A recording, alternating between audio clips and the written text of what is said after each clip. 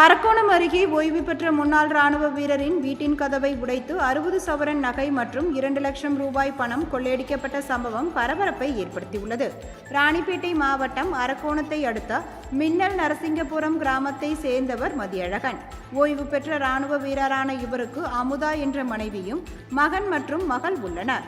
இந்நிலையில் மதியழகனின் தாயார் பார்வதி அம்மாளுக்கு 2 நாட்களுக்கு முன்பு உடல்நலம் பாதிக்கப்பட்டதை அடுத்து சிகிச்சைக்காக அவரை மதியகணம் அமுதாவும் சென்னைக்கு அழைத்து சென்றுள்ளனர். இந்நிலையில் நேற்று காலை வழக்கம் போல் வீட்டு வாசலை பெருக்கி கோலம் போட வந்த பெண் வீட்டின் கதவுகள் திறந்து கிடப்பதை பார்த்து அதிர்ச்சியடைந்தார்.